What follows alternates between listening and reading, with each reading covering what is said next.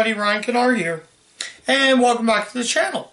So, I figured continuing with this Hidden in the Universal Vault. So we're continuing this series for the month of January. So, I thought we would go ahead and take a look at the family film. This was a 2018 family film from a director I don't really like as a director, and he goes by the name of Eli Roth. We're taking a look at Jack Black, Cate Blanchett, and Owen Van Vaccardo. I'm probably going to get that name wrong. As we enter the house with a clock in its walls.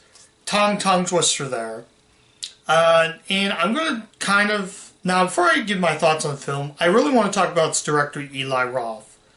I am not a fan of Eli Roth. The problem with Eli Roth is he focused more on gore rather than the script. And films like Hostel, he's the man who made the first two Hostels. His previous film that I saw from Universal was The Green Inferno.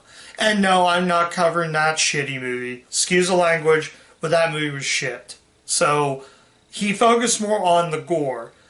But how does he tackle a movie made for the family, more or less a kid's movie? Well, I'm going to say he succeeded. Honestly, I never thought I would be entertained with an Eli Roth film.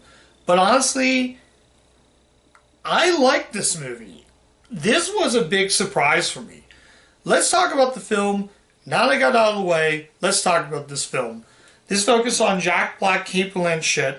He plays an uncle of this kid who basically, his name in this, Jack Black, I believe, plays, I'm forgetting the name, Jonathan something. Well, his name's Uncle Jonathan, according to the kid. And he plays Owen Vaccardo, I'm pronouncing that wrong. He plays Lewis. He's a 10-year-old that his parents died, so he has to go spend, basically his uncle takes him as custody. So he introduced him to a place called New Zebedee, Michigan. I think it's fictional.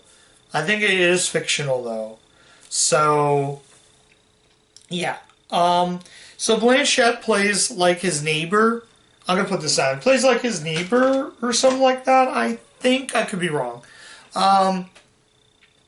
So he's basically a male. He's a warlock. He has these like powers. This movie sort of has a cross between Harry Potter and a Spielberg film. One of those like Steven Spielberg presents. You know, Back to the Future, E.T., American Tail 5 Goes West. Those kinds of movies under the Steven Spielberg presents. Goonies, even a little bit of young Sherlock Holmes. It sort of has it, even though Spielberg wasn't part of this film. I don't think he was part of production. No. But his company, Amblin, was. But this definitely has an 80s feel, right up to the fact that they use the E.T. logo variant. It says a universal release, but instead of that, it says a Comcast byline. Then it like zooms and does it backwards. We see the world, and then it just turns into space, and we get the 80s emblem logo instead of the current one that's there. So that makes it also authentic. It's just a really fun movie. So it is very good on special effects, and basically the villainess is portrayed by Kyle MacLachlan. If you're not familiar with who he is, he was in Dune. He was in a couple films for David Lynch back in the 80s. And he was in The Flintstones, which is another Steven Spielberg Presents film. But I'm getting off topic. This is a new film, not an old film. Eli Roth did that to have sort of retro feel. So realize he's in the middle of the house, and he realizes this house has a bunch of these clocks. Known that is this house haunted. He goes to a grade school. The movie takes place in 1955. I thought this movie took place in like the 80s, but it does have a very 80s feel. Like I said, it's a really, really fun movie, and I really think this movie sort of was a sleeper.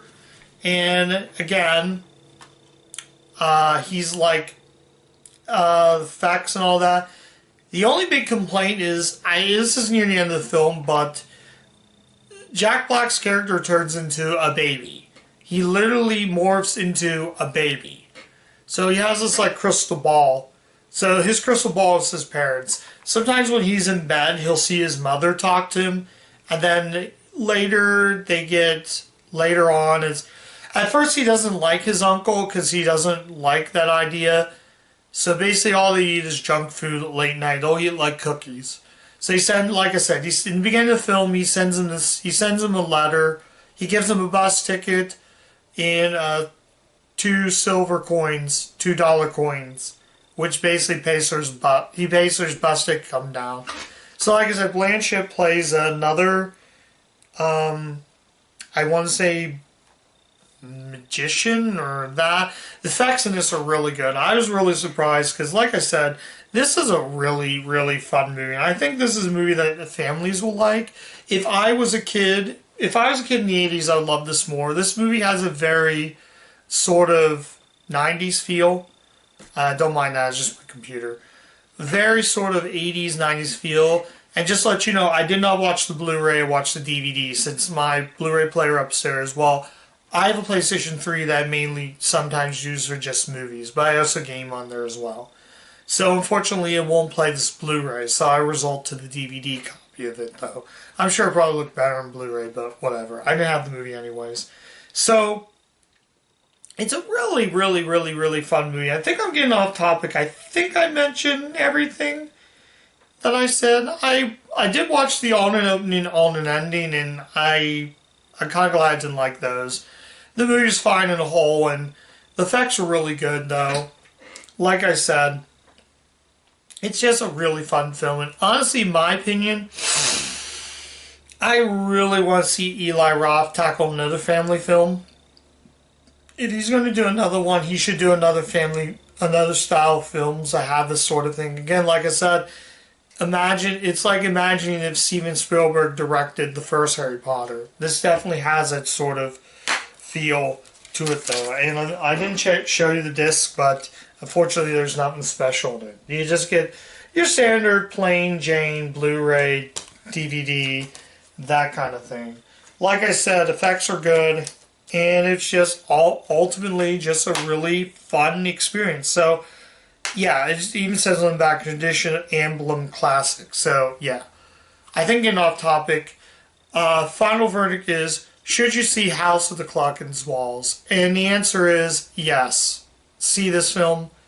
I gotta easily say, to Eli Roth, that's all I have to say. But I'm gonna say this right now. Thank you for making actually a good movie. If you're watching on the YouTube world, please, please, please make more movies like this.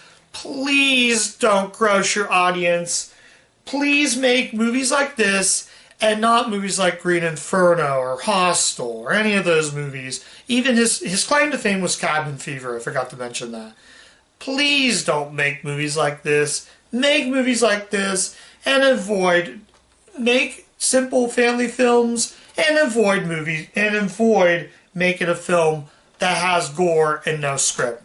I don't think he even wrote this. That's probably why it was that good, because he didn't write it. So if I give this a watch again, I'm definitely going to appreciate this more. But I was really surprised at how good this was. Like I said, I wasn't a fan of Eli Roth. As I watch this, I want to see him tackle more family movies. Please make another movie for the entire family. Make a movie that everybody should go see. Please. I'm not an Eli Roth fan, but I really thought this movie was really good. I actually think this is Cate Blanchett's best performance since The Missing from 2003, but that's just my opinion. And that's a movie that nobody even talks about as The Missing. But I'm reviewing on my channel because it's not a Universal film, that's a Columbia movie. This is Universal film, and that's why I cover. I have a few Cate Blanchett movies that I'm going to cover that are also from Universal that I am going to cover for the channel months and months down the road. I think I rambled too much. Do yourself a favor, check this film out. You'll really enjoy this. It was even better than Goosebumps 2. a movie that had Jack Black in it, but he was very rarely in it. But again, this did have. I also got this did have sort of a Goosebumps feel. Again, there are little nitpicks. Like I said, there were only about maybe just two gross out scenes, but honestly, check this film out. So that's my view of House of the Clock and Its Walls. Sorry I didn't go more in depth, but wasn't trying to give away the film, but definitely check out the film. And that's it. I will see you next time with the next review. See ya!